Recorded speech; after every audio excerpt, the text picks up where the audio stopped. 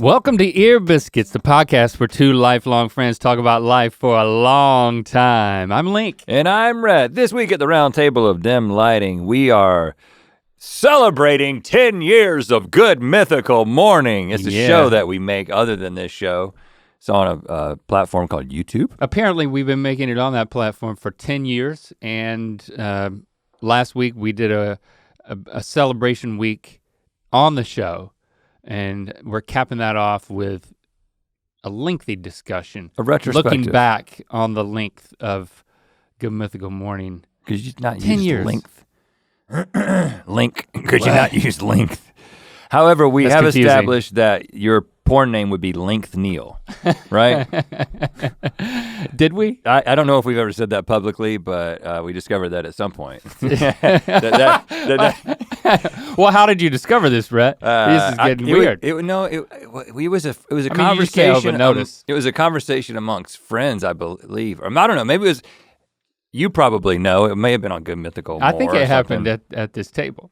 Really? Length Neil was born at this table? So my idea, I've done some homework here. I've looked back. Well, let me just give you my perspective on what you told me, because we were gonna do a retrospective episode, and you know, we actually over the summer we did the retrospective episode of 2,000 episodes of GMM, which happened over the summer. And so then we're like, we're gonna do the same thing. So we're trying to figure out other ways to talk about this much GMM without dipping back into the same conversation. Yeah, and there's a lot of conversation about fan evolution in that episode. Right. And so we were talking like, okay, we'll think about it over break. And so then when we got back, you said, well, I kind of went back to the beginning and started looking at titles and thumbnails. Just to jog my memory. And then I just went through all of them, all 10 years worth of them. And you were like, and made notes. And you were like, and it took a lot longer than I anticipated. I was like, yeah, it's over 2,000. I mean, you could have I didn't realize that I was signing myself. 10 episodes in, you could have extrapolated and done the math length. And and figured out how much length this was gonna take. I felt like I really, I owed it to us in reminiscing and celebrating what we've done, what we've gone through, and what we've created and what's evolved. Oh, I'm glad you did it. I'm glad over the years. You didn't call me and say, could you start from the end and meet in the middle? You just let me worry about other things. Well, it was just fascinating because with 10 years, at a certain point, the show is it's a staple, it's a part of our lives. It's something that we go to the desk, we enter that zone, and there's a rhythm to it that it can kind of wash over you. Like, I'm a little self-conscious when we talk about Good Mythical Morning because I know that Mythical Beast, when you experience it as a viewer, it's different than how we experience it creating it. And we got to a point where we don't go back and watch it after the fact. And also, many years ago, we stopped doing that. And I think you probably have picked up on this as we talked about the show over the years. The moments don't register with us in the same way that they register with the audience. Because I don't know, it's kind of overwhelming for us in that it's just like, what's the craziest thing you've ever eaten? What's the craziest thing that ever happened on GM? Do you remember when you did this? Us like when you pointed out. What's your favorite episode? Yeah. But like when I'm going to bed at night, my mind is not filled with memories of the crazy stuff that we do on the show. It has to sort of be like called out. So I have a feeling that when you go through these things, I'm gonna be like, oh man, we did that? Yeah, we did that. I wouldn't have thought about that again if you didn't point it out. And I was particularly fascinated with how the show has evolved, like remembering things that we tried. Because we have this oversimplified idea of what the show has been and certain, there's a Reddit post talking about the certain eras of Good Mythical Morning, and I think that they presented like 5 different eras. If you go on Reddit and just search GMM eras, it'll come up. But yeah, I ended up going through. Don't search GMM errors because that's a different Reddit. Yeah, we don't want to get exposed in that way. So I think it would be fun for me to go through episode, like, what's the word I'm looking for? Notable episodes, like, it's not the most memorable or the most successful episodes, but it's just notable episodes along the way that said, yeah, we that's part of the DNA of Good Mythical Morning, even if there's stuff that we don't do anymore. Okay. And it might jog your memory in other ways. I'm also a bit tired this morning. We had a party with a friend last night. I stayed up past my bedtime. Yeah, 11:30. We caught up with an ended at 11:30. Old friend, the three of us, and that rarely happens. Well, while we were together, there was a point, I believe it was 9 p.m. when your phone. Well, I was playing music. We were listening to music at the Creative House. But your phone at 9 p.m. began to play a Spotify playlist that was unbelievably soothing. And we were like, whoa. Okay, it was a hard turn. This is a mood change. And Link was like, this is my bedtime music. And I'm not talking about like sexual music. I'm talking about sleepy time, like make you go to sleep. Bedtime music. Like meditation sleep music. Begins for this man at 9 p.m. and he's only 43. When you're 73, you're gonna eat at 3:30. Yeah. You're gonna eat at 3:30 and you're gonna go to bed at 5 p.m. Well, there's you're gonna go to bed when the sun goes There's down. so much emphasis about sleep. No, like I said last night, I think you're analyze our entire sleep. You're making the healthy choice. I envy you in many ways. I'm not proud of going to bed at 11. I think I get adequate sleep, but I think you get more sleep, and I think it's probably you're gonna live longer because of it. But apparently my sleep is not of a quality. Oh yeah, I totally forgot about this. Let's save this for another episode. It's okay. Let's analyze our sleep patterns. Yeah. Trust me, I've been through a lot of episodes of GMM. That's a good idea. That's a good idea. My point was, we spent last night reminiscing with an old friend, and now it's like we're continuing that. Two old friends reminiscing about what we did. Good segue. January 2012. It's hard to believe, over the course of the week of celebration that we just did on Good Mythical Morning, with a lot of special moments. If you haven't seen all those episodes, hey, go back. It's like we were surprised by a number of the videos, and it makes me super grateful for what we've been through. But can I?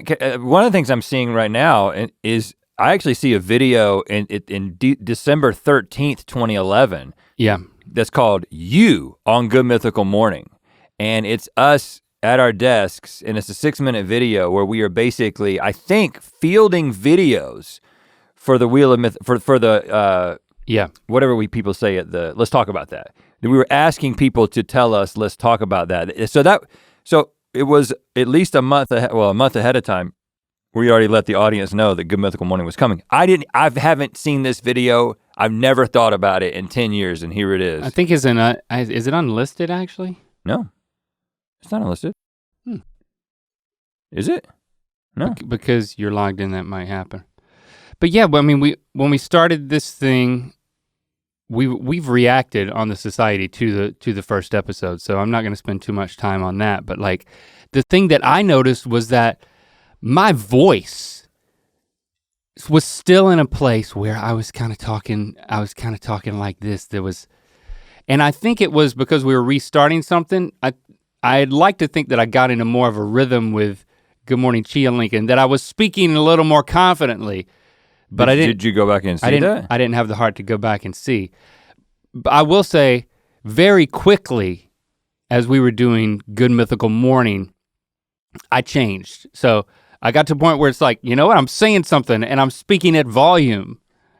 but it was, I'm very self-conscious of what I felt like was a rough start for me. Well, we better to have a rough start than a great start and then fizzle out. The reason that we both at one point talked very quietly when we did podcasts was because the very first podcast we ever did was in this little office at the Campus Crusade headquarters in Apex, North Carolina, where we couldn't disturb anyone else as we were talking. Right. And so we had to be very, very quiet. And I think that maybe that just stuck with you. and you forgot that there was no one around us. Like when we started doing there's a difference morning, when you speak at this volume, you're speaking to an audience versus you're speaking to one person. And it's like, you're trying to find the right zone. But you don't speak that, I just wonder if you spoke that way in regular life, because you don't speak quietly now. Yeah, I think that's what it is. Under any circumstances. It's more of like developing an on-camera persona behind that card table. Right, I think getting, like I said, we had done the Rhett and Link cast, the live show for over a year, then we did the Chia Lincoln thing, and I think it was more of getting reacquainted, but I'm glad that I quickly got up to speed. And then I'm also glad that that we introduced puppets. Actually, that didn't happen until season 2. So with season 1, it was like we were doing best evers. We also went to Texas and we shot a couple of episodes. You talk about talking quietly. We did like 20 worst tattoos ever, which that video performed really well. We did that inside of a tattoo. Yeah, when we were making because we were making commercials for local businesses still. We went after Commercial Kings, we went back to doing that. What episode was that? What number? 108. 20 worst tattoos ever. We were both talking quietly because we were like self-conscious. Yeah, if you put me in a situation where I feel like I might be offending someone or making someone else feel uncomfortable, that's when my personality changes. And then we did take a break. To our credit, we took a summer break even after season 1, and we did that thing called Rhett and Link Vault, where we were like, hey, we got some old videos, maybe you haven't seen them, we're gonna contextualize them, and then you're supposed to rewatch them. We were thinking about taking breaks, but still keeping content coming over the summer. And that was a smart move to say, this is not gonna be every single day forever. As we talk to other creators now, we still very much say, if there's a way for you to set up how you work on things so that you can look forward to your own creative breaks, so you're not obligated to keep churning stuff out with no breaks, that's a smart move. And I'm glad that we did that. And also at the time, if I'm remembering this correctly, we had not yet developed any sort of block shooting schedule, which we've revealed. Oh, hell no. We've revealed the secret about that, about how we don't come in and shoot every single day. But at that time we were. So you're coming in and shooting every single day in season 1. So if you didn't take a break, there was no vacation, there was nothing, And I definitely remember there were times when it's like, and if we would sit down to do an episode and the concepts were very loose, and it was like, okay, I assume you're gonna bring something, I'm gonna bring something, and we're gonna try to make this thing land around 10 minutes, and we're not gonna edit it. So there's a push and pull, a creative tension between the two of us of, okay, I thought you were taking over at this point. I thought you were bringing this perspective. We had to work through that stuff. And there's no saving it with another camera or a jump cut. I don't know when the first jump cut in GMM history was, or the first edit where something was hidden. It didn't happen much, if any, in the first season. And I remember there were times when it's like, you know what? I don't feel like doing this. Let's just take a walk, or let's not do it. Let's get some lunch. We'll shoot 2 in a row tomorrow. Yeah, we never. Or we would start it and like, one of us would be like, you know what? We'd stop like 5 minutes in and be like, yeah, this is it. We're not to the thing that we said we were actually gonna talk about. Let's start over. That would happen every once in a while. And then there'd be this risk of it, the other person reacting as if they were being critiqued, and it was the dynamic there. It was touchy, right? Because it was like, you both have to bring your best and feel confident, and you gotta feed off each other. And if anything goes a little wrong, we avoided as much as we could, but there were definitely times it's like, okay, abandon ship.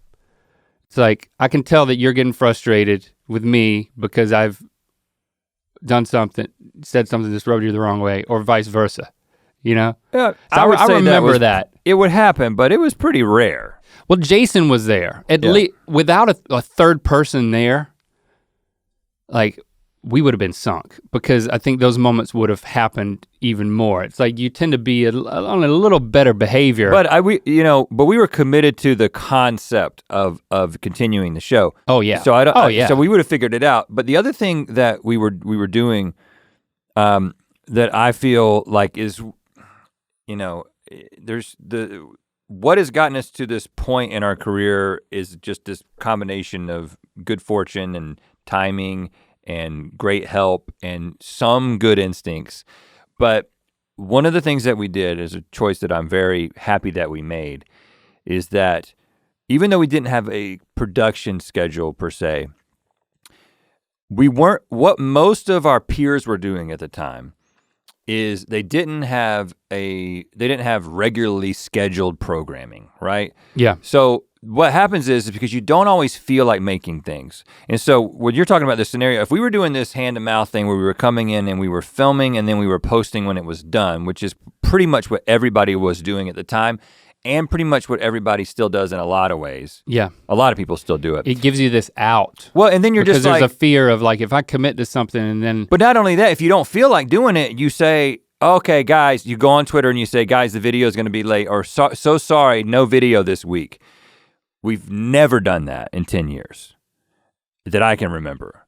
Yeah, that's right. It's like the season, it's like, this is when the season is, it's Monday through Friday. There's been a couple of times where an episode either got pulled down for some reason or whatever, and then we made another, put it on the society, or I actually saw early on in season 1, like a few episodes in, there was that, because of what was happening with some internet legislation, we did like a blackout and we didn't do an episode that day. Yeah. But I think because we didn't give ourselves that out, that's one of the reasons that 10 years later we're looking back at 21 seasons. Yeah, season 2, August of 2012, that's when we introduced Time Rangerers.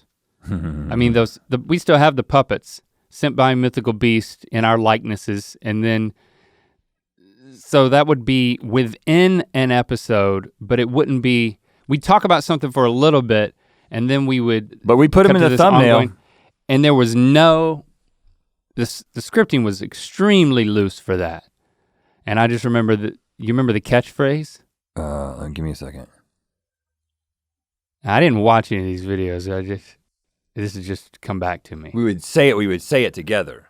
Yeah, we were horrible at puppeteering. It was our version of like To Infinity and Beyond or something. To the time machine, it was like something about the time machine. To the gazebo. To the gazebo. The gazebo was the time machine. the gazebo was the time machine. And I think Time Rangerers to the gazebo might have just been a mispronunciation of Time Rangers in the first episode. I don't know. Well, based on the thumbnails and the associated view counts, puppets, not a strong choice. We did Best Ever Fridays. Wow, people hated puppets. People hate puppets. Episode 37, How to Make Someone Sound Like an Idiot.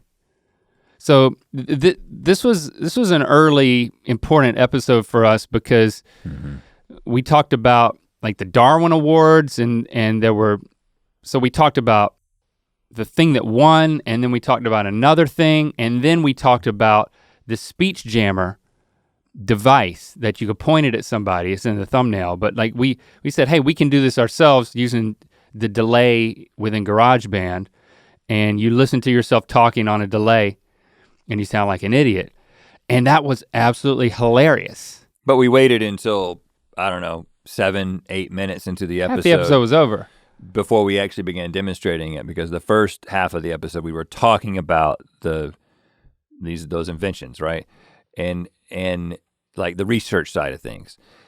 And we've told this story at some point, I'm sure, but a good friend and manager of ours at the time we were talking about that episode, and he was like, hey, and this was actually like a year after the fact. Yeah, this is Dan. We were talking about kind of making some, like we were evaluating GMM, and he was like, yes, like we said we wanted to put sponsors in, we had sponsors, a slot for sponsors from the beginning, but we were like, well, we need to be making more money doing this thing. So like, that's why we were having these conversations with Dan. Yeah. And he said, my favorite episode is the Speech Jammer episode, and I send it to people, but I always have to, when I send it to people, I say, fast forward to like, 7 or 8 minutes in when they start doing this. Right. And then it was like, well, why don't we make the episode about one thing, which was typically what we did, but it was a sort of a reevaluation of what we were doing. It's like, if people are clicking on this because of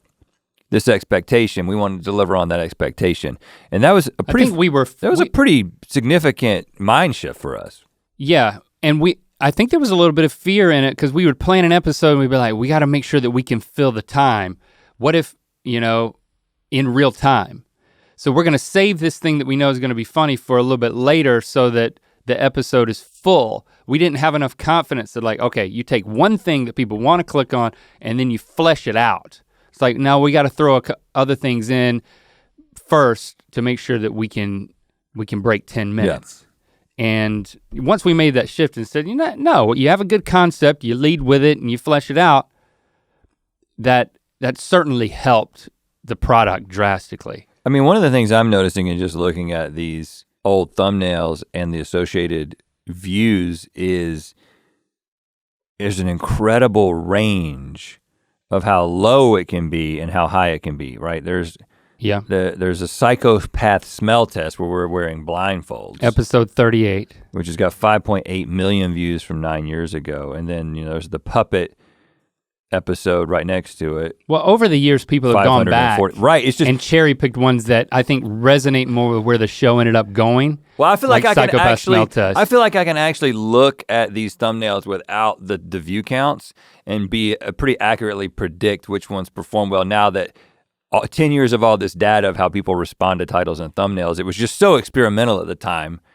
We had, and the feedback, we're looking at 10 years of collective feedback on these videos, 9 or 10 years. Yeah. And so you see this cumulative effect of no one cares about gladiators versus puppets to the tune of 273,000 views, next to a 6 million view video. It's just And then we wrapped up season 2 with episode 86, which was a Christmas special. So, oh yeah. Even though it was the first year of the show, it was still a side project in a lot of ways. It's like, let's do something. I mean, we're gonna take a holiday break. Let's do a special. And we threw all this stuff at it.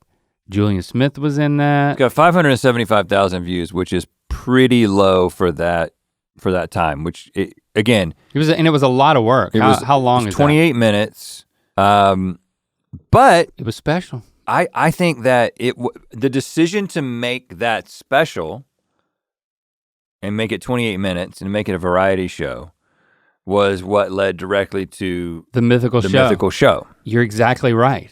That's why we decided to do the Mythical show. Totally on our own, we had done this, and it was like, well, if we can do it, we can do it again, and people liked it. I'm gonna put my phone on non-buzz. Let's do an ad.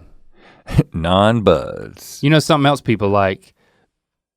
Getting stuff from our store. We really appreciate that. We have a lot of stuff over at mythical.com for sale.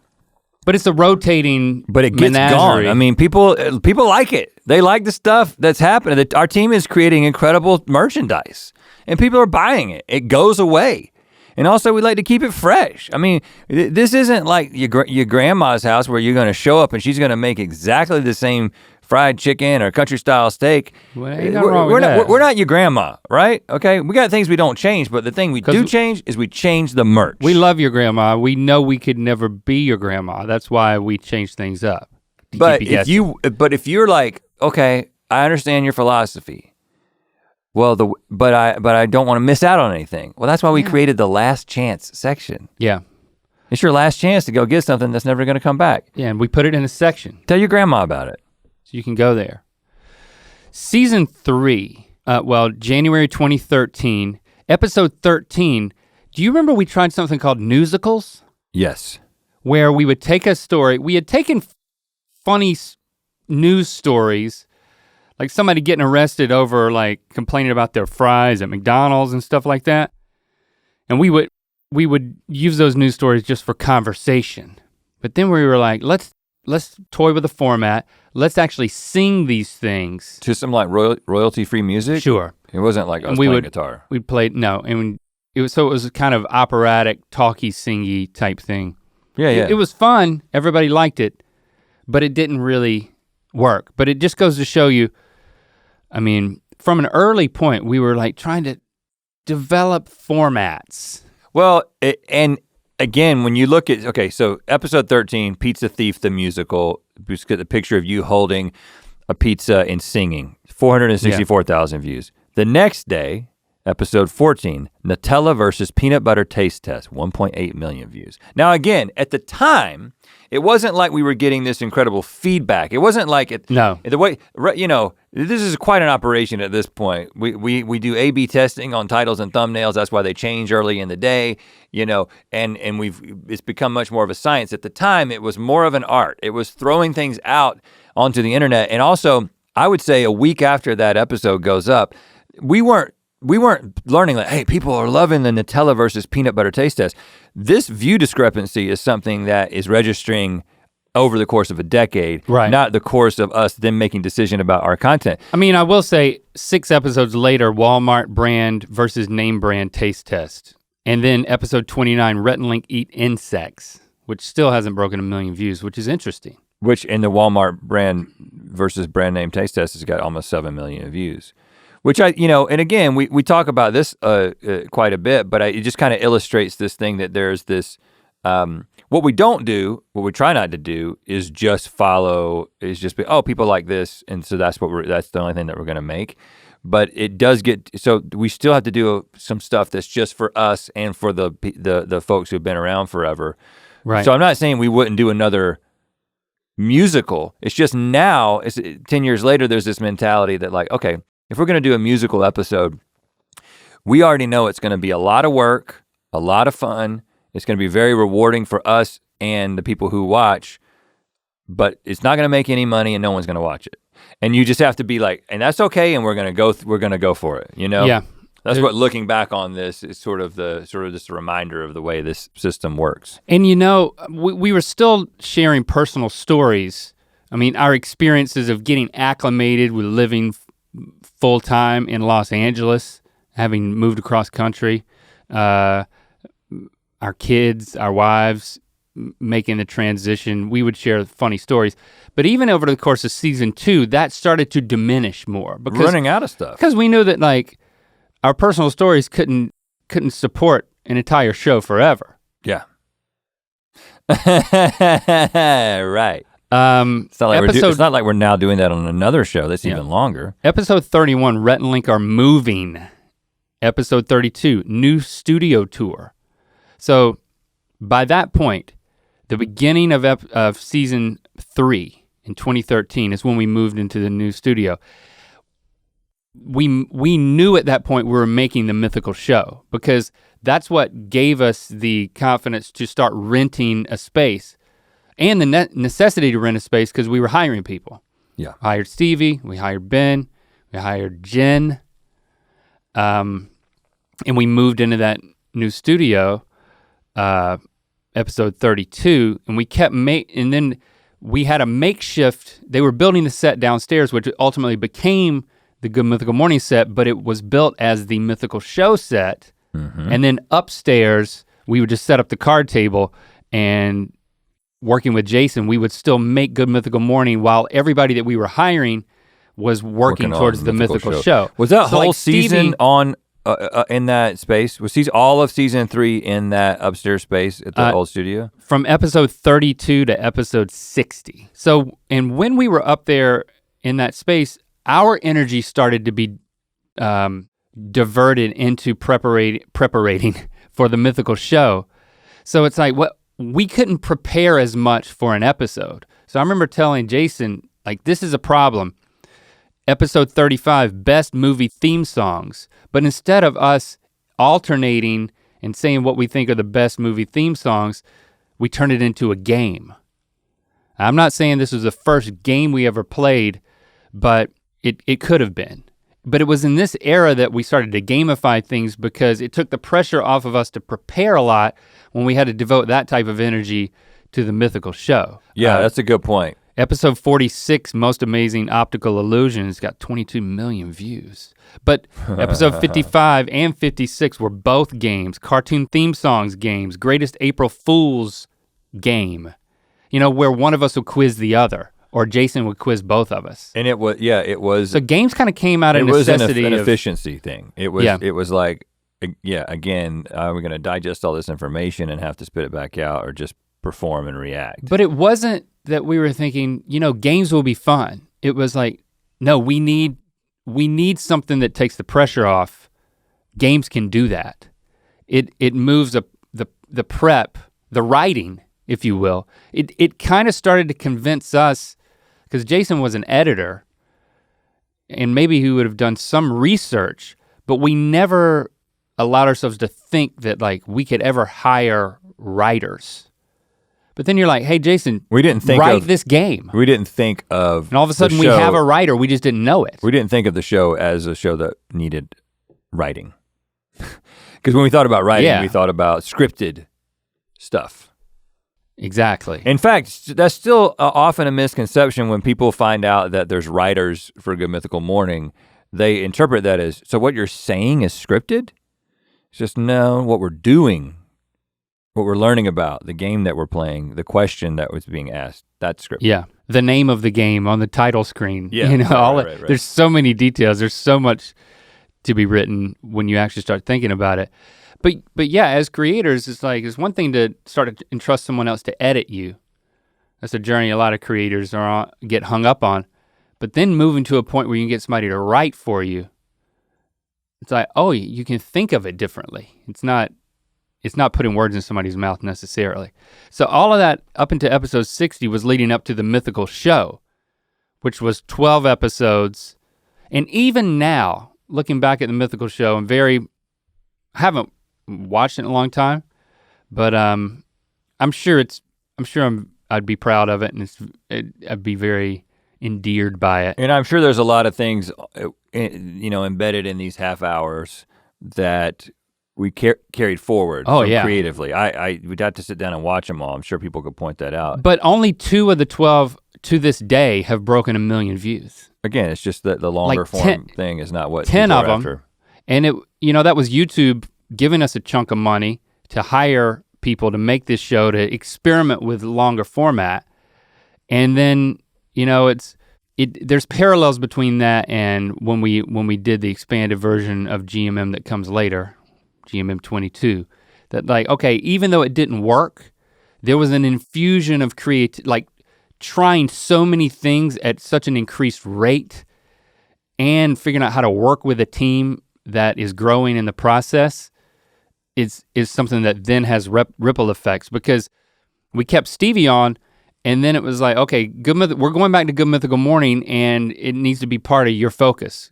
The Mythical show, which was your focus, is going away. But I remember the mindset going into the Mythical show, at least as I was thinking.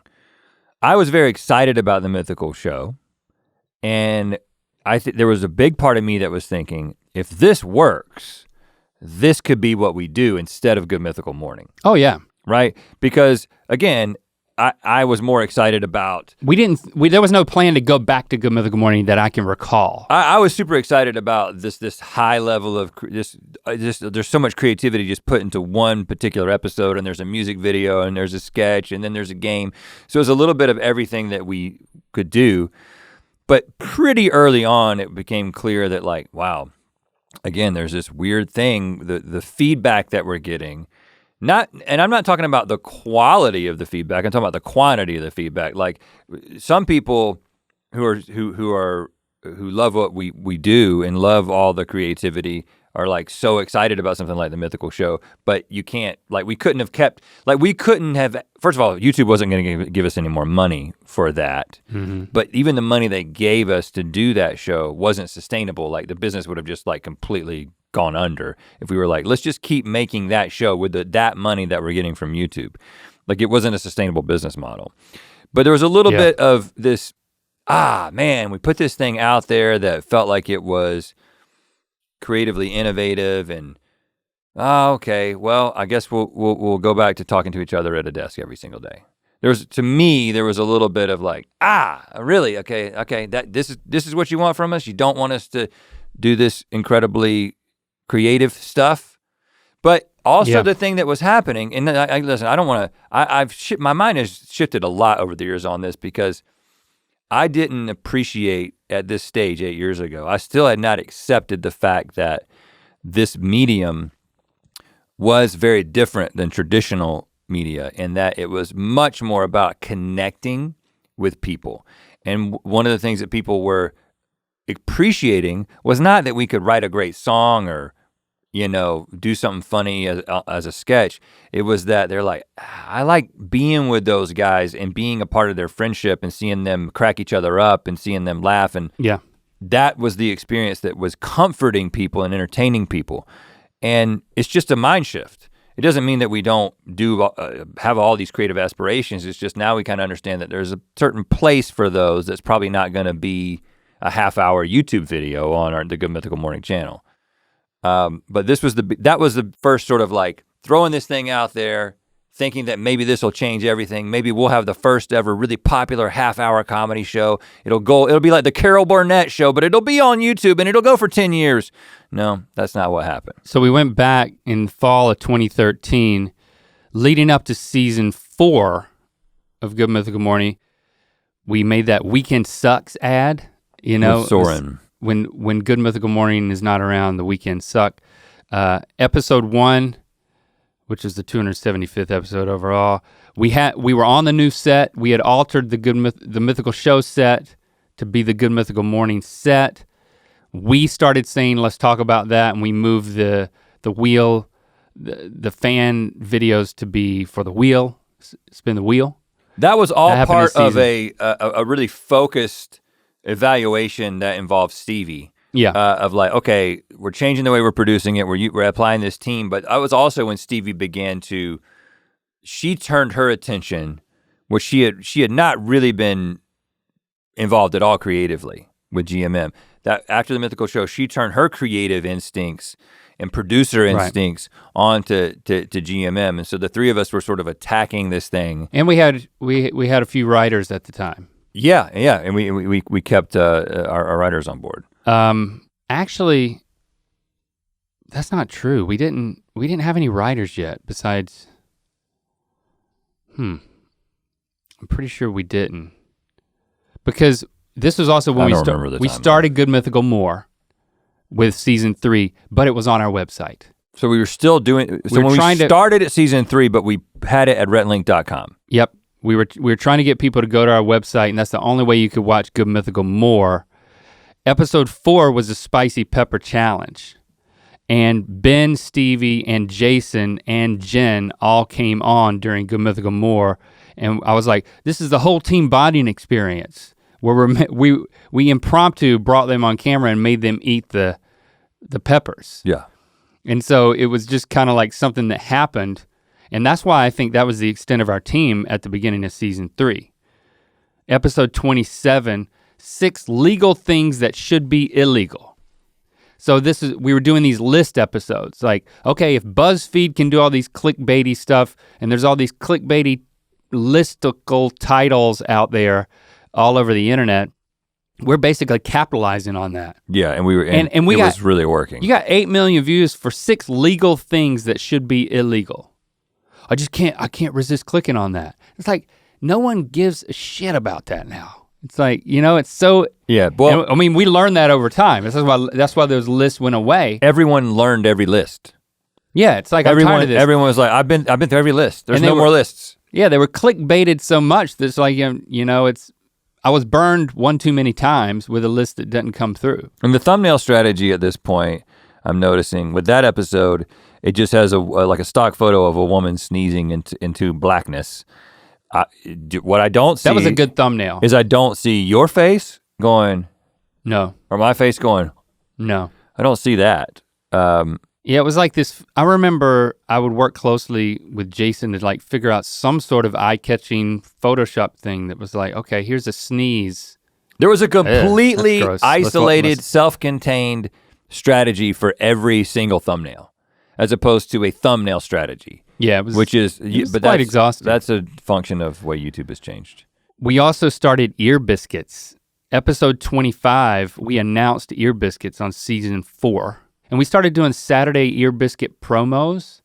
we'd put a video up on Saturday where we would talk about the Ear Biscuit because there was no video, and we would tell a story. But it wasn't a clip, it was related to the Ear Biscuit that you could go and listen to. Yeah, so like we talked. I forgot all about this. Like, yeah, in October, we had DeFranco on the show, and we were talking about that, and he talked about a friend of his. And so then on our Sunday episode, we spent a few minutes talking about Ben back then in 2013. You know, what ended up being an entire episode that like is the most viewed on the Ear Biscuits YouTube channel. Yeah, by a long shot. Yeah, I totally forgot that we did that. Episode 36 is when we did the hashtag war. Oh, that's still one of my favorite things. Hashtag GMM, we took it from Good Morning Memphis and Good Morning Maryland too. Good Morning Maryland. 2 morning shows, like 2 morning news shows that were using the hashtag GMM. And we basically did a full-on coordinated assault to try to claim GMM for ourselves.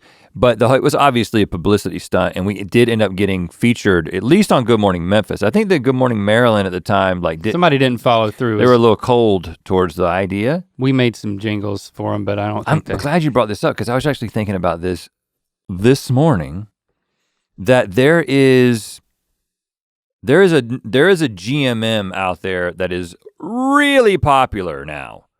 I told you a little bit about this. It seems to be more popular than us. You're talking about a new hashtag. Yeah, if you just put GMM on Twitter. Put GMM on Twitter. Wait, you sound like such a dad. Look, younger GMM actresses. There is a show, GMM 25 Thailand is tweeting about this. I don't know where this show is. I don't know what country this show is in, but it is incredibly popular. And there's a huge cast of characters that are on this GMM show. And we have to do something about this. I mean, I don't think we can take the hashtag back, but I feel like a collaboration is at least in order. Again, I'd have no idea what the show is. I don't endorse it. I don't know anything about it. So just let me be clear about that.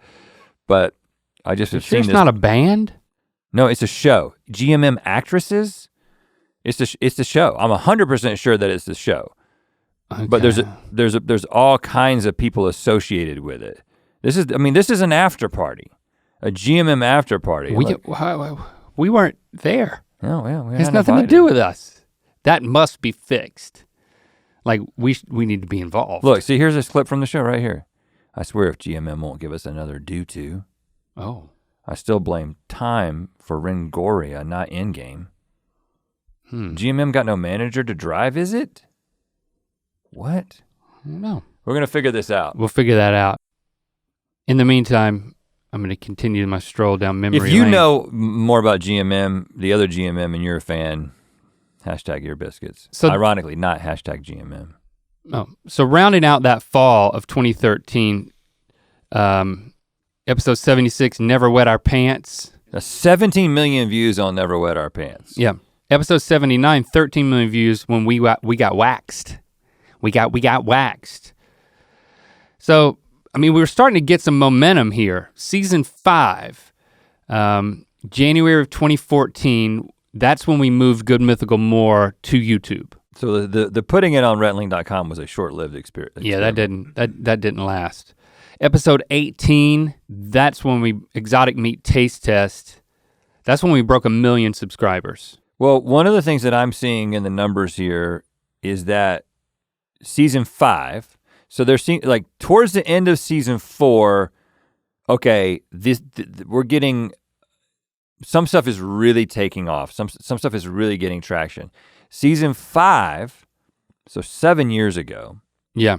That's when, that has to be, based on the numbers that I'm seeing, that has to be the beginning of what we called the YouTube algorithm change that we benefited from, where they started rewarding watch time. Yeah. Doesn't that sound about like the beginning of that 7 years ago? So we're like 2015? Yeah, because we got a million 1 million subscribers around that time. And then at the end of 2015, we were about to break 10 million subscribers. So for the next. At the end of 2015? Yeah, at the end of 2015. So we went from 1 million. So that was like a course of a year, man. How's that possible? No, it was 2 years. So over those 2 years. Still, that's the January by far 2014, the we had 1 million subs. January 2016 is when we had 10 million subscribers. So yeah, that's when it really started to pick up. I mean, I remember the thing that I was thinking at this time is that I had always seen GMM as what I called the side project, right? I mean, that's why we put it on the second channel. Yeah. At this time, we're still doing like sketches, music videos, and that kind of thing. But this was the year, that 2-year period, 2014 to 2015, is where GMM surpassed anything that we were doing on the Rhett and Link channel, on the main channel, in terms of just the level of engagement and at least the number of subscribers and just the fan base that was building around it. Yeah. And I think both of us were thinking like, oh man, this is becoming our thing. This is not a side project. Yeah, so a lot more focus. So much so that we were like, let's make a Hawkman trailer for a Hawkman movie that doesn't exist, in hopes that like people will care about that. They didn't really. They did not. Episode 82, Will It Taco. Episode 88, Sensory Deprivation Tank. So it's like we had just hatched the Will It series, and you know, the Sensory Deprivation Tank was, so, okay, we're gonna go out into the world and do some stuff. We didn't do it that often, but it was a really good episode. Well, before moving past Will It Taco, it's got 20 million views now. Was this up until this point, I don't know if we had done, like the next time we did Will It after this was when? Because up to this point, we didn't see things as series. Yeah. Right? I don't see any evidence. It was always like kind of, okay, maybe this is a slight twist on something that we did, or we're playing a game, but we didn't have a title that just changed out one word. Like Will It Taco, oh now let's do Will It Burrito or whatever. So that was Cinco de Mayo. In July, we did Will It Ice Cream Sandwich, which was in the next season 6. Okay, so it took us a full season to come back to, that's interesting. Again, we weren't seeing, like. It took us 2 months, yeah. But we weren't, and we're just way different these days, where we're constantly trying to come up with an idea that then can be a series, because we just found that that's what people like. I mean, yeah. Obviously there's production considerations for that you get something that works, you wanna do it again because the team knows how to produce that. But also like it develops a life of its own, like the International Dart Game has at this point, which I'm sure you'll talk about the first time we did that eventually. But we weren't thinking about the show in that way at this time. Yeah, at the end of, over the course of season 5, the other thing we did was Wheel and Mythicality animations. We started releasing those. And then season 6, July of 2014, that's when we got our new intro with the column where it starts at night and like it's going up the column. We still had some more animations coming out. Episode 9 of season 6, that's when we did the vacay gone cray-cray, where we would reenact stories of people's vacations gone wrong, which was sponsored by the same people that sponsored I'm on Vacation, the music video. It's like some of the hotels? Choice Hotels. Yeah. But yeah, in that episode 9, it was also on a Thursday, that's when we would also do mail. So we started having variety episodes where we would do a little something, usually have a prompt from a fan, and then we would go into the Vacay Gone Cray Cray segment, because we wanted to be able to sell to a sponsor a segment within an episode, but then do other things that we could use to market the episode with title and thumbnail. And we would add mail to it. And then, so Jen would bring out the mail, but she wasn't on camera. And it was in the main episode. She wasn't on camera? She wasn't on camera. We did sing the song.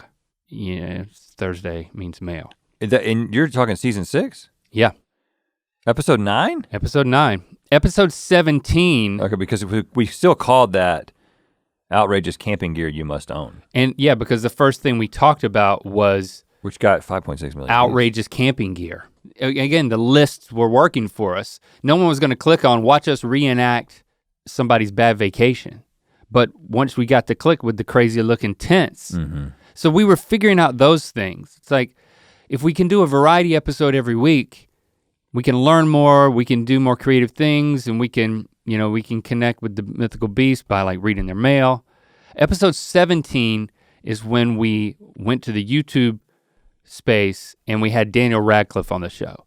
Up until this point, we really hadn't had guests on the show. We had guests on Appear on the Mythical show, but then we didn't add any guests when we went back to Good Mythical Morning, but we couldn't turn down Daniel Radcliffe, and I just remember being so freaking nervous. Like, I still can't, I wouldn't watch that episode back. Well, and not only that, we wanted it to, first of all, we had this hang up, and we still do have it, where we were like, okay, when a celebrity comes to the YouTube space and other YouTubers go to it, it's almost like a press junket and they're just making videos.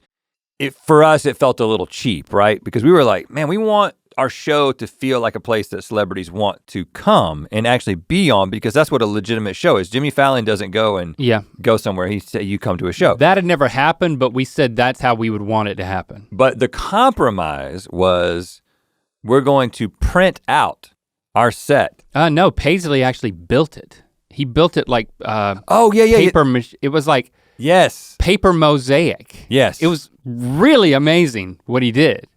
And I don't even think it came across on camera, but your eyes forget that we're not in front of our own set. Yeah, so we did basically a portable set, which was a whole lot of work. Later, when we had to do the same thing another time, we printed it out. Yep. But yeah, I forgot, the first one was like literal. He unrolled the thing. It was amazing. Yeah, it's crazy.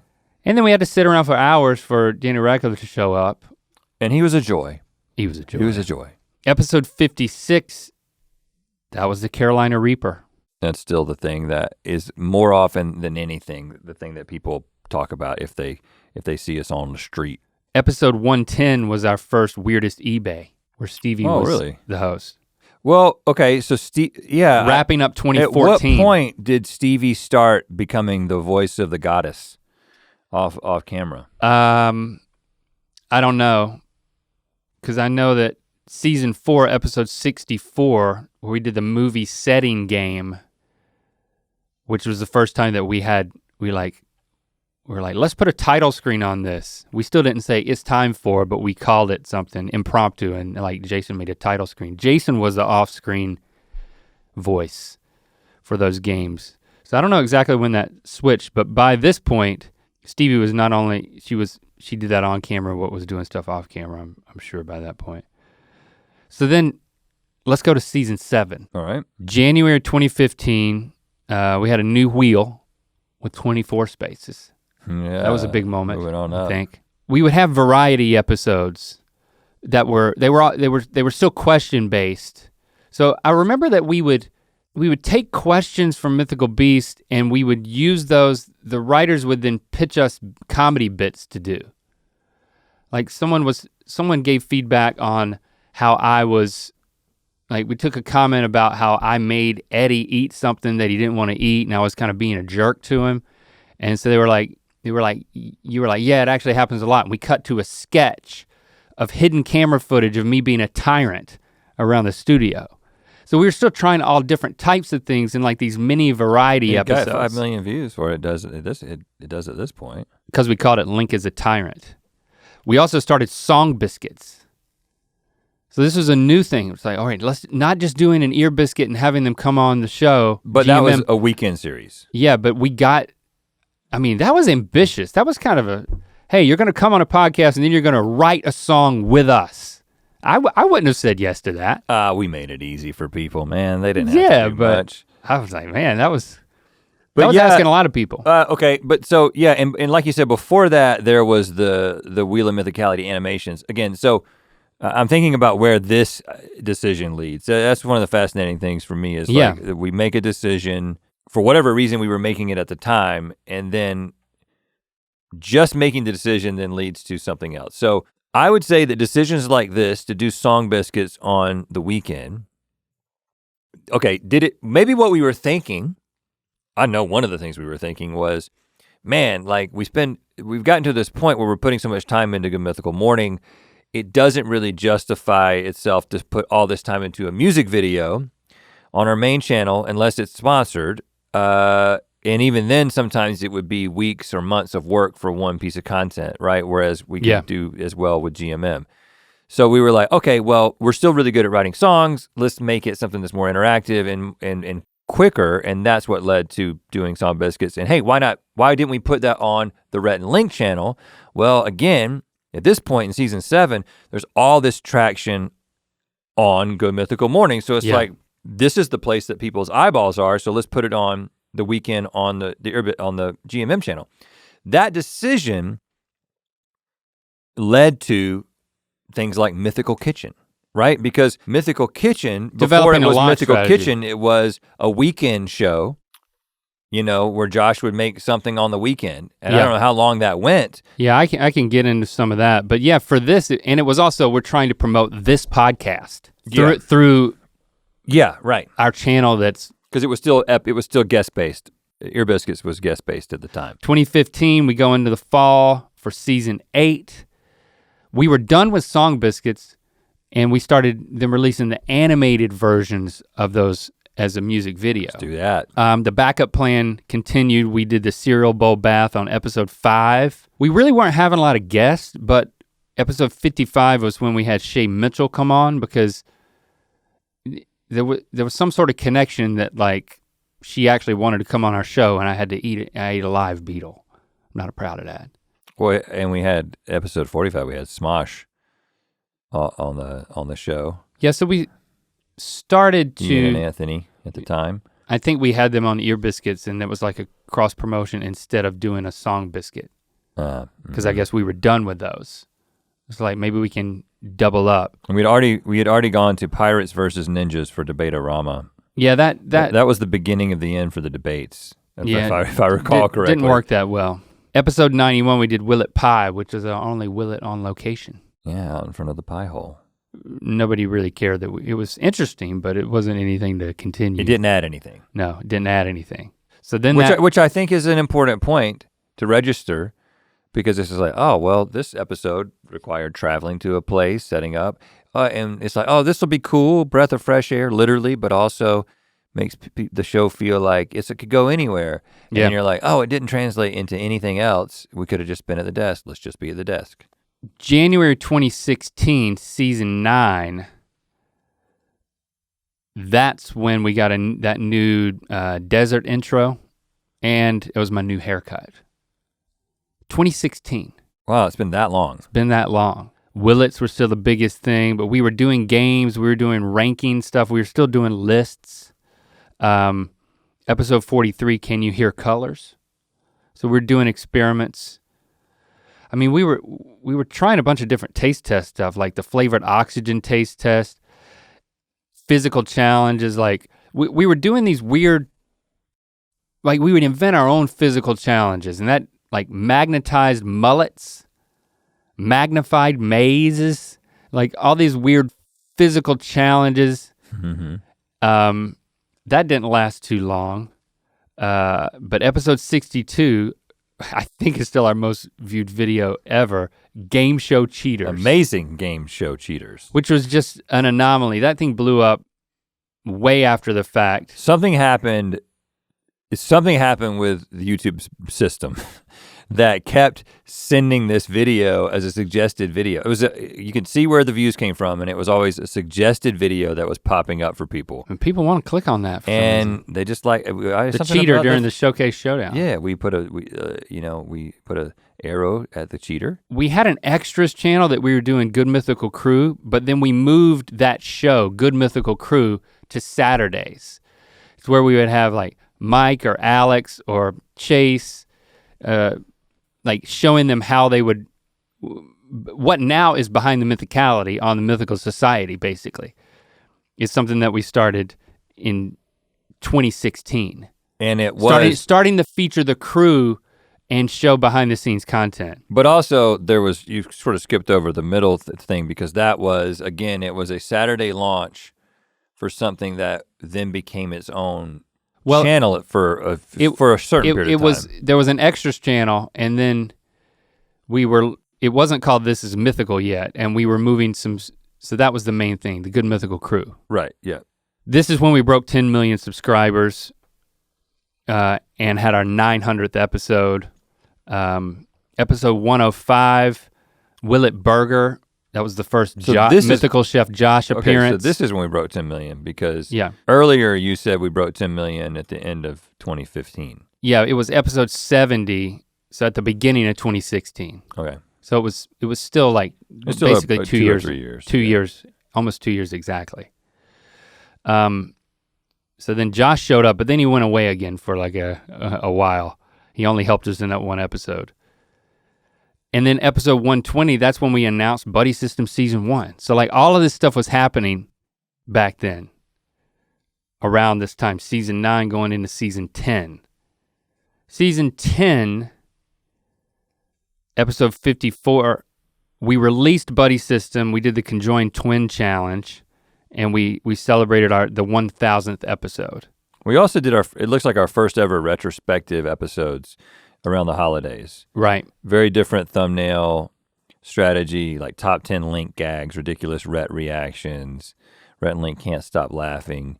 They were shorter, but this was sort of the precursor to what we do now, which is like the top 5 moments. Yeah, we ended that right before we did those retrospectives. We released episode 102, which was the International Christmas Food. So we were throwing darts at the end of 2016. So the very, very beginning, the first time we did that, we were already throwing darts. All right, so now we're in January 2017 for season 11. This is when we had This Is Mythical channel. Okay, we were throwing things over there, but we were still doing the Good Mythical Crew episodes, I think on Saturday on GMM, but we weren't having guests unless we had a connection to them, like Mayim on What's on My Head for episode 33. I was the human nacho in episode 65, episode 69. That became a thing. Yeah, that became a thing. Discontinued snack taste test started back then in episode 69. And then after around episode 83 is when we announced Buddy System Season 2. And that's when we started doing Good Mythical Summer for the first time. Yeah, so a couple of things were happening there. So with Buddy System going into Season 2 at this point, again, we were putting it on the Good Mythical Morning channel. Even though we didn't want to. And that was just because by that time, again, there's so much focus on GMM and it's so difficult to like keep this level of content up and also make a scripted show, do the podcast, do the weekend series, that it was like, okay, there's not a lot happening on the main channel. It's not, now we just call it Rhett and Link channel because it's definitely not the main channel. So yeah, it was like, this is a little bit weird to put this on GMM, but it probably will get more views. I don't know if that was true, if it would have gotten more views if we put it on the Rhett and Link channel. But we had to announce it during this season so we could explain why we were doing Good Mythical Summer and we were having guest hosts. It's like, why are you guys going away? What is it you're doing?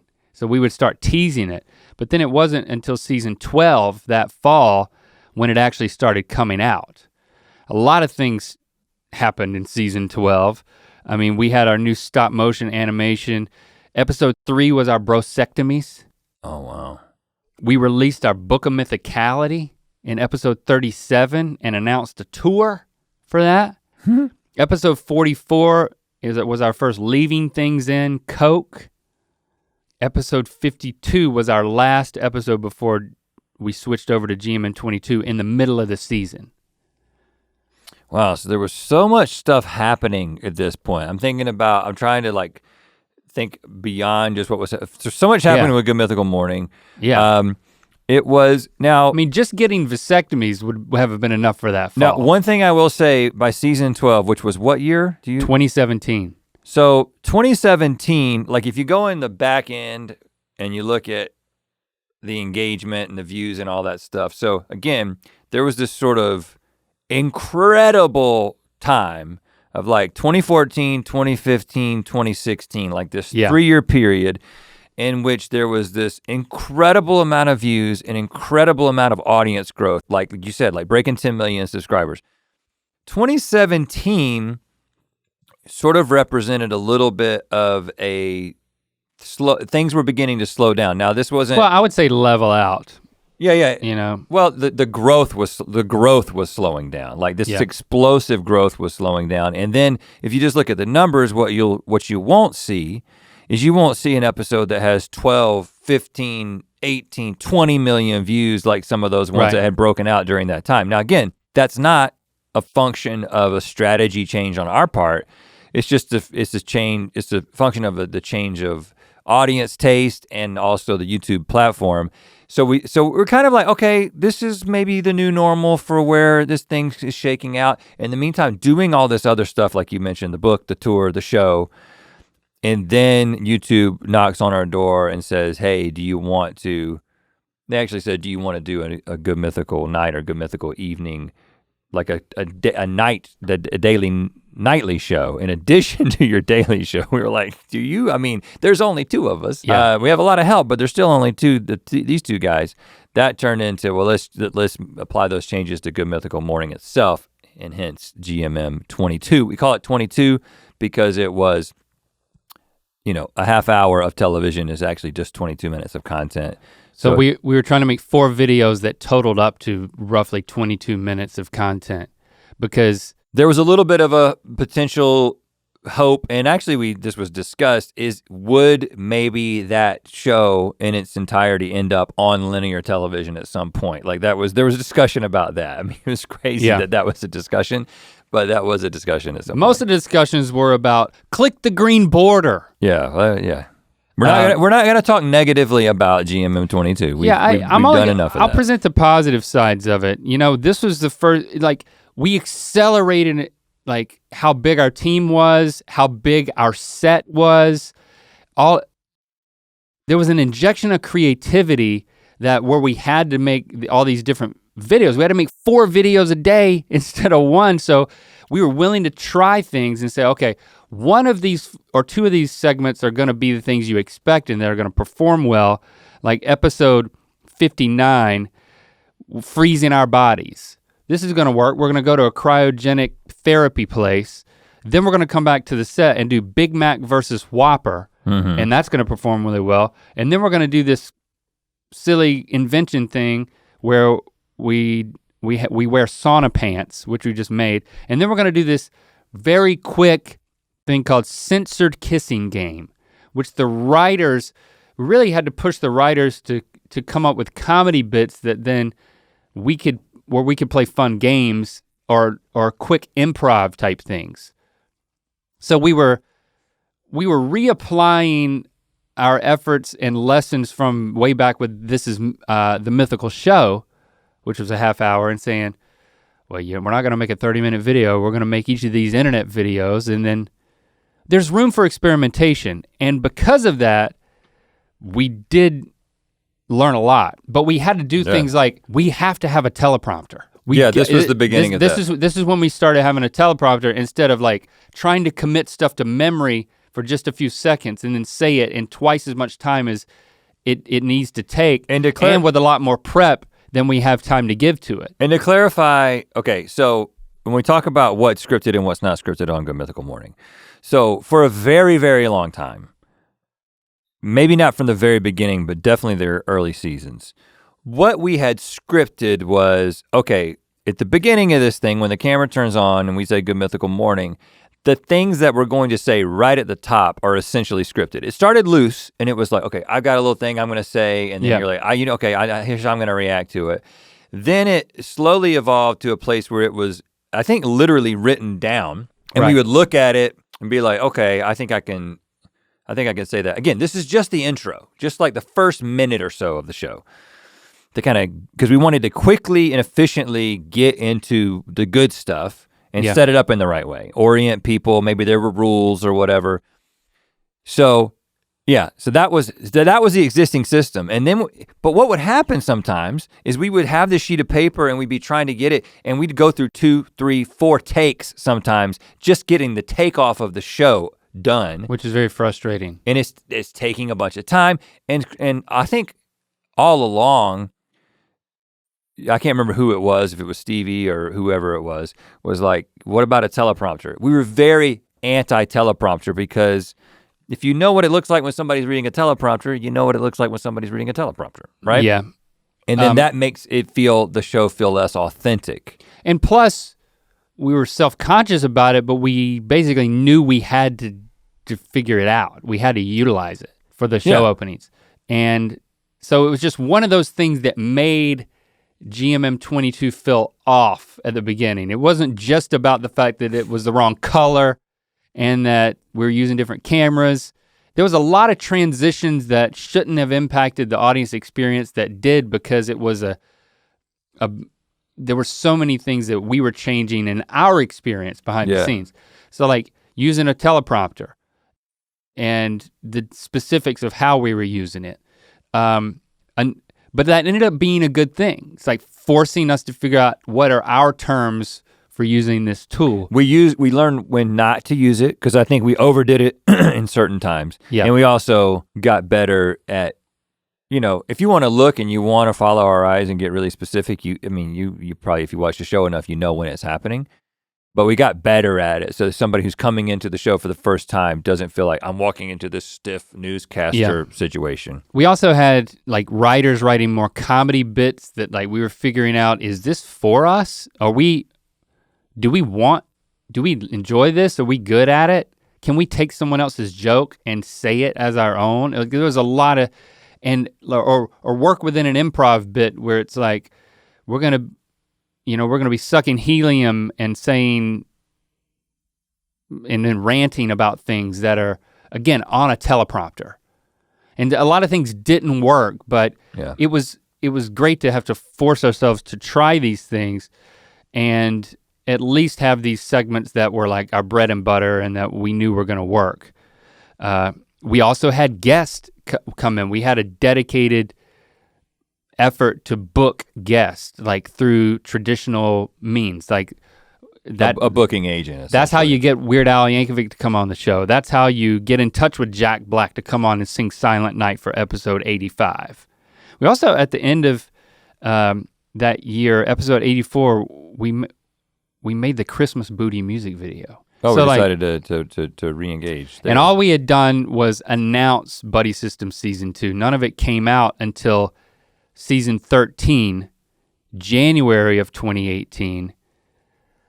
We reduced our number of videos from 4 to 3 per episode, but we were continuing to do the segmented GMM 22. At the end of 2017, it was during this season that we were releasing Buddy System Season 2. It was all happening at the same time. Yeah, it's also when I started going to therapy. Yeah, that was freaking crazy. Well, man. There's a couple of other elements too, that this is not the kind of thing that we typically think about or talk about, but I'm sure that if we were to talk to some of the folks who work more on the production side of GMM, a lot of the things that we do now in terms of the way thumbnails are created, the way that graphics are created, the way the editing workflow, the audio workflow. Yeah. All this back end stuff that enables the show to happen every single day, those efficiencies were developed during GMM 22. That's not something that we often think about, but anything that worked, we kept. What didn't work, which namely was doing 3 or 4 or 5 videos every single day, right, didn't work on a number of levels, but there's so many things that we took forward. Yeah, we learned how to work with guests. And so then, well, I won't get ahead of myself because that's the second half of GMM 22 in January 2018. That's episode 12 was when we did Fancy Fast Food Big Mac. So it's like, that is a staple of the Mythical Kitchen channel now. Mm-hmm. We did our first Munch Madness tournament, which we ultimately, so that was that was pretty pivotal. Yeah. Was it a multi-day thing? Oh yeah. And then episode 116, Will It Churro, was the last GMM 22.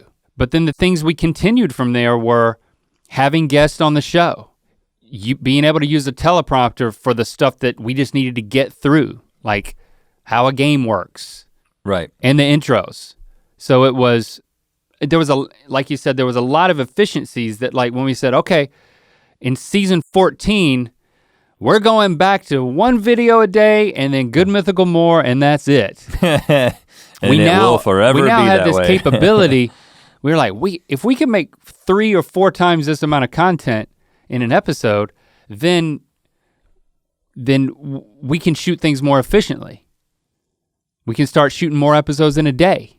Well, we can have more time to work on other things and still keep Good Mythical Morning at the caliber it needs to be at. Because one of the things that was happening with the book and the tour and buddy system, which represented things that we really want to do, they become more difficult to enjoy when you just can't really devote time to them, right?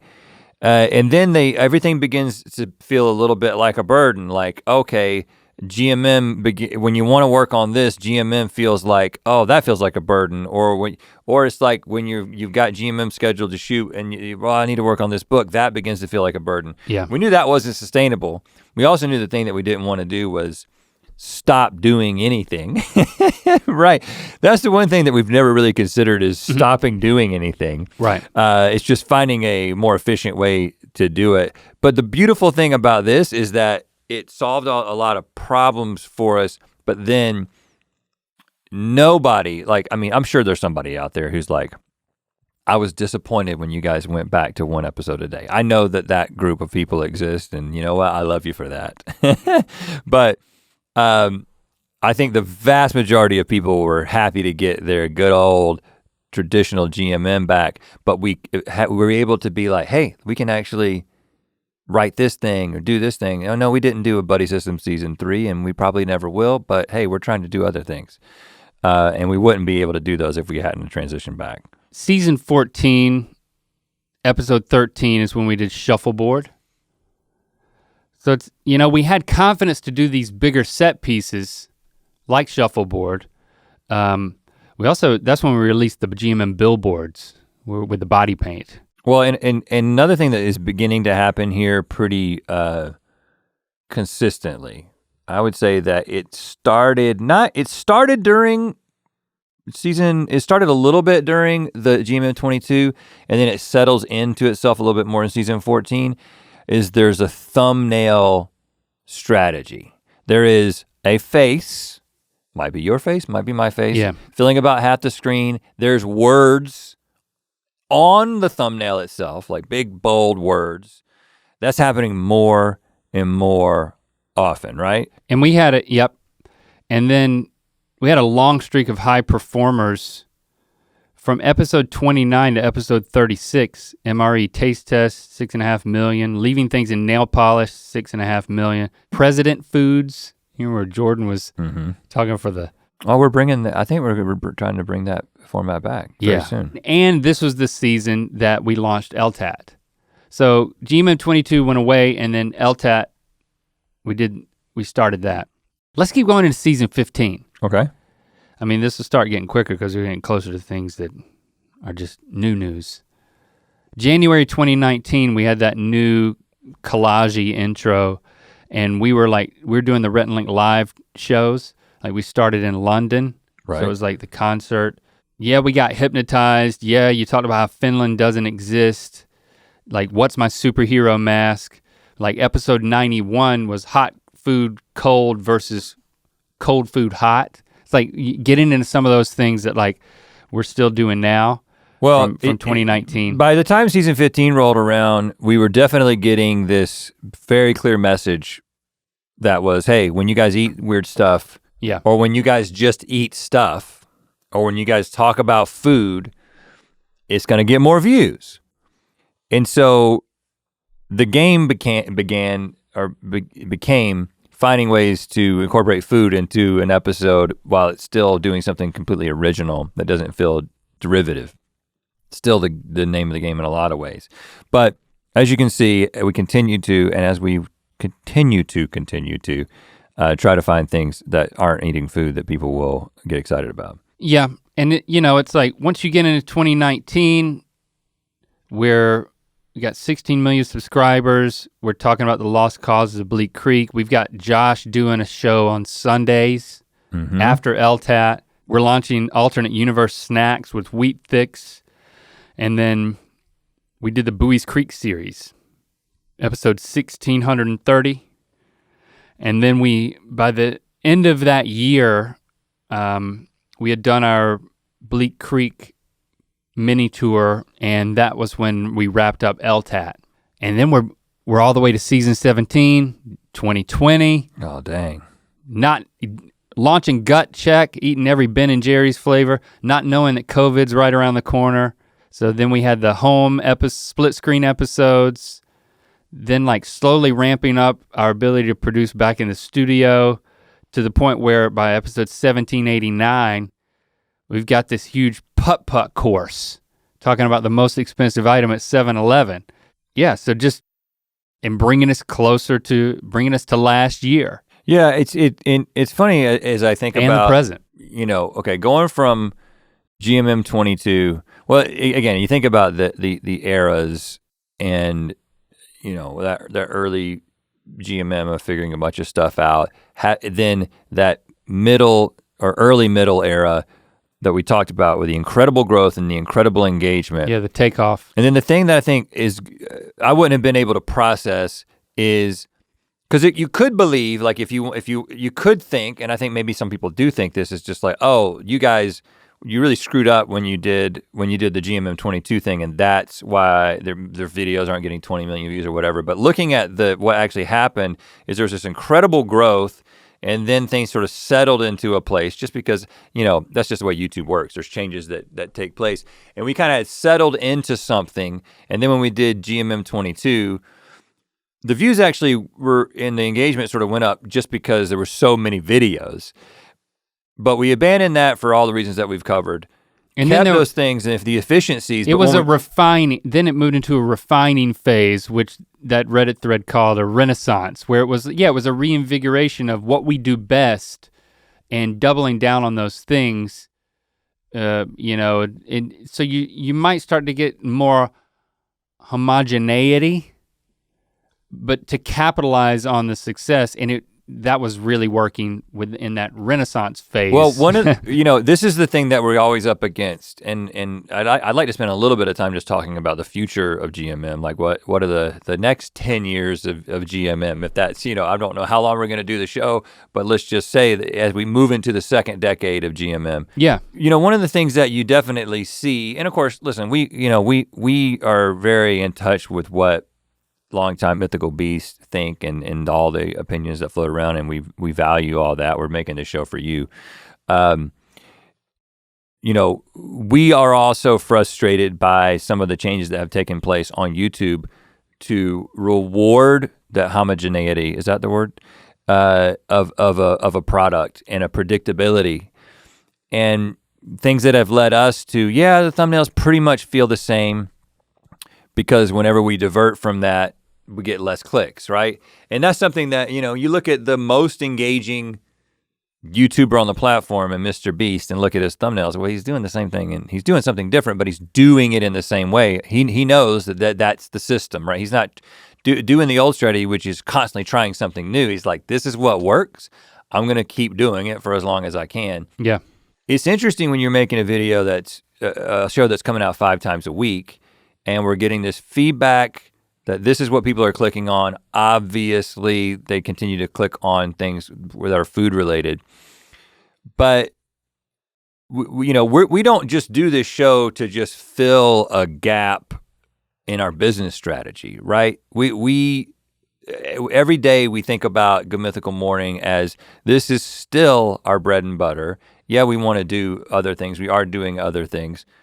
But this is still our bread and butter. This is still something that people depend on in a lot of ways and enjoy. It's not just some fluffy product that we want people to just, it's meaningful in people's lives. It's meaningful in our lives.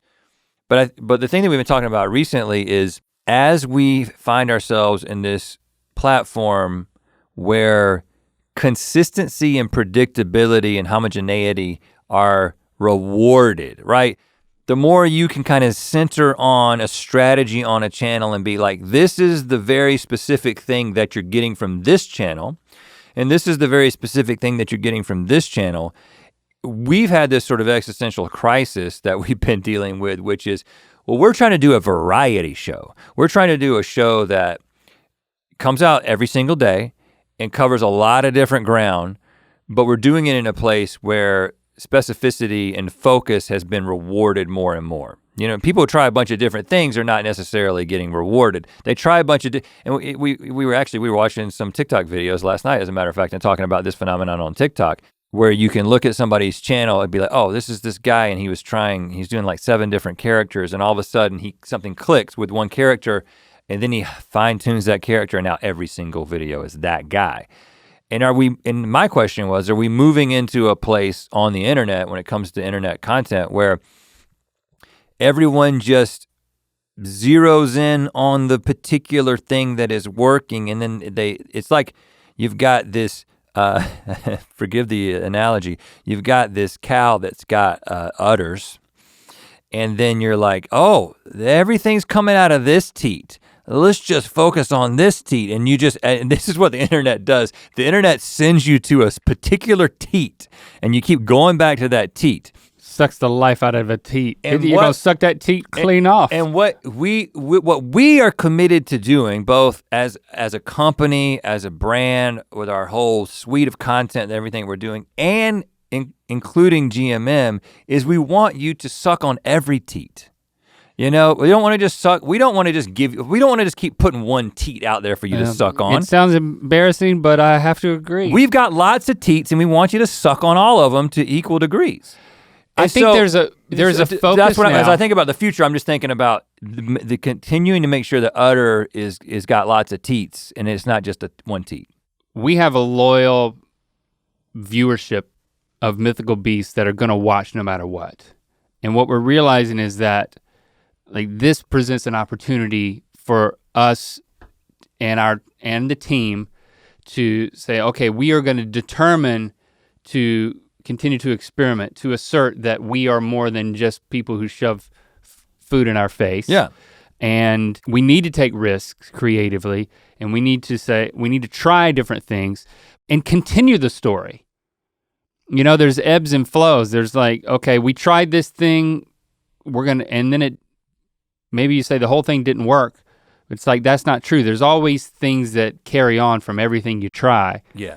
And yeah, even the things that don't work they help direct you into the future. So okay, now we're gonna run interference on this, but I think that's where we're at with GMM, is saying, okay, how does it continue to evolve?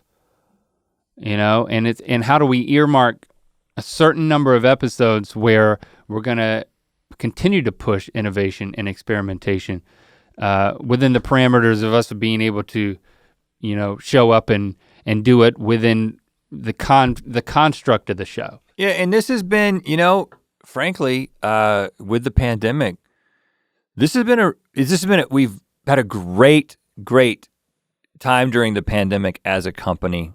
Our team has been incredible being able to produce the show that we've been able to produce. It's just phenomenal what we've been able to do.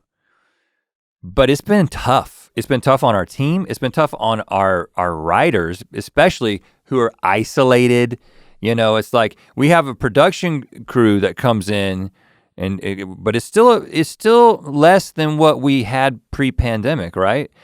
And you know, we don't just bring in all the writers all the time because it's just unnecessary risk at this point. But we believe that we're getting towards the end of this thing, and we're gonna get back to whatever our new normal is.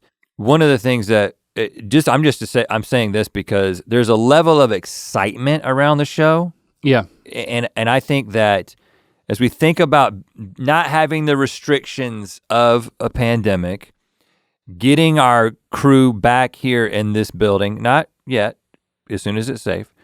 I'm talking about everybody back. And really doubling down. I think I'm just saying this to say that when I think about the future of GMM, even already this year, like me and you have been thinking about it and been engaging with it in a way that, you know, because we do so many other creative things and we have such a great team, there are times where I kind of like, I don't really have to think about GMM right now. I can just show up and be a part of the episodes in the way that I am, but I don't have to think about the future of it and like where are we going with this.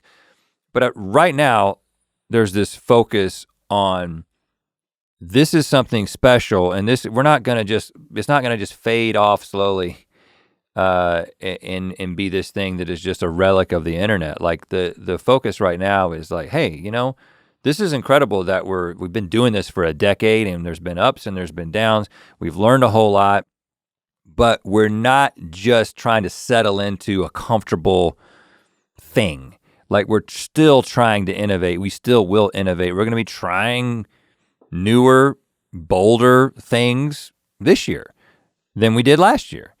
We've never been more focused on that. And the appreciation that I have with this process that I went through looking back through all of this is that like, it's a continuation of what we've done. It's like the reason why the show has gone on so long and will continue to go on is that it's constantly changing.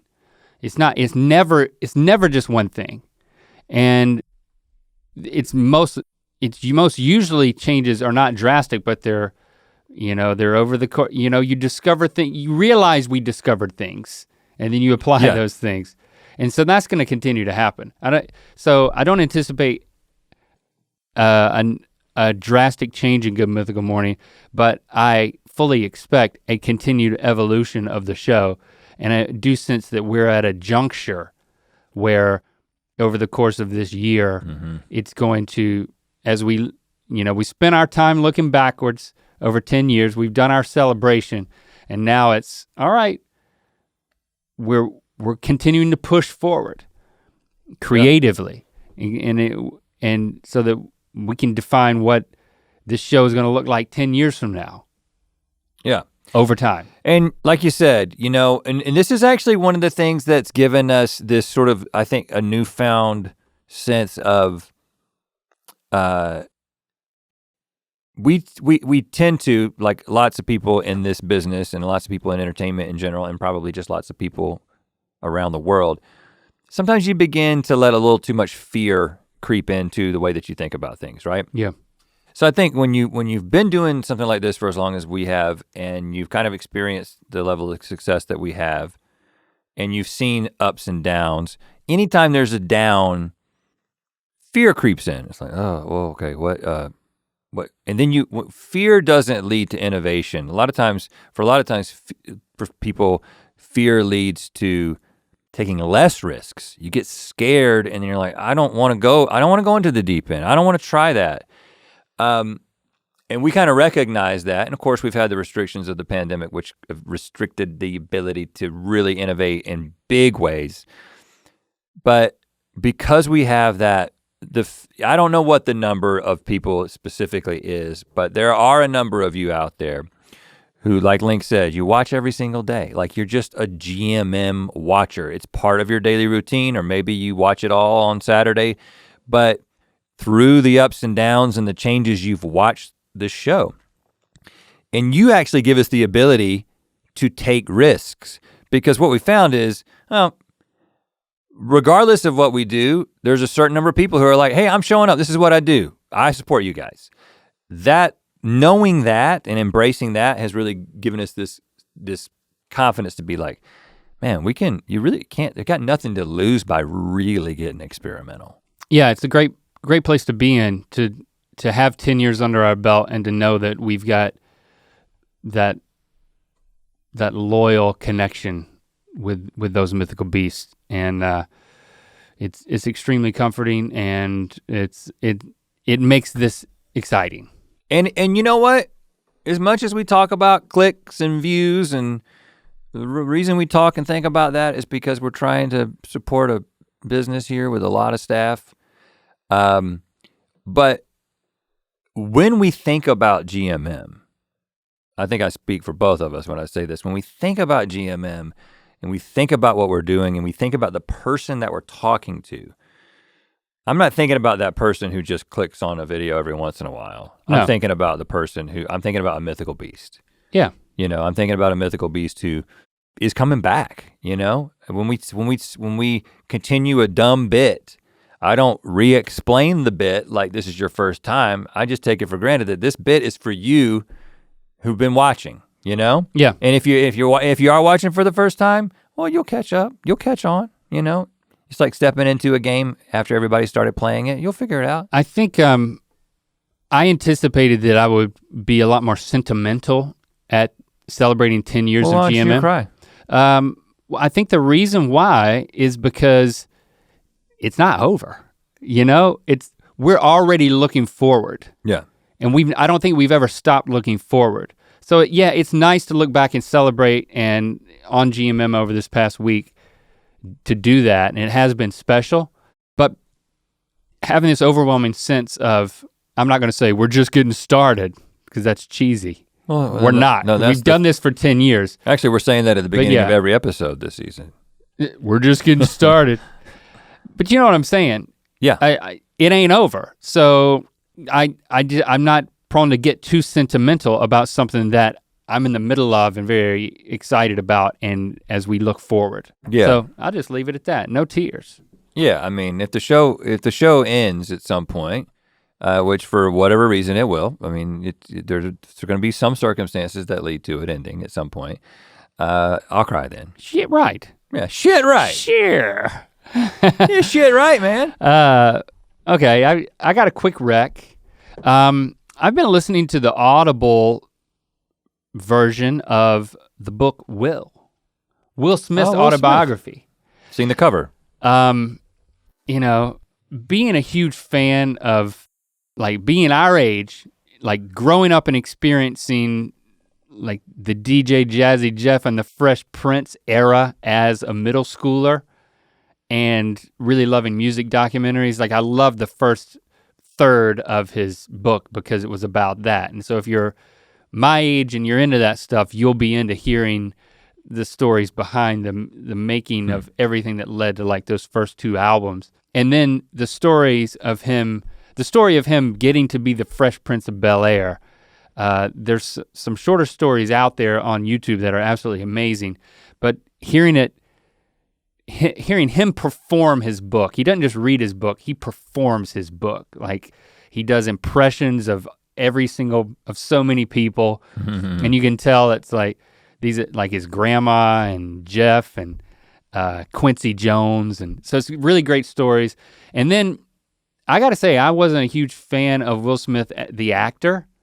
I was just, more of the musician and the Fresh Prince. But it was, I actually couldn't have told you that, like, yeah, he was pretty much for a long time the biggest star on the planet. Like, yeah, it seems very obvious, but like, I wasn't a fan of his movies, but then seeing that, and like, so as a business owner and leader, I enjoyed the second half of the book in terms of like him saying, okay, as an artist, this is what I'm going after, and this is the team I'm surrounding myself with, and this is how we're gonna go about it. And there's also the partner aspect of like, being a husband, being a dad, like all that stuff was pretty cool too. It's pretty inspiring, a lot of fun to listen to, some really good stories in there. So if that floats your boat, I highly recommend Will, the Audible book. Well, thanks for joining us. Thanks for joining us for 10 years if you're one of those. Here's to 10 more. Yeah. # Ear Biscuits.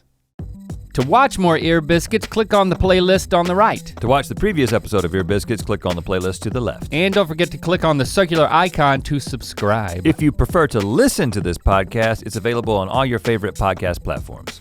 Thanks for being your mythical best.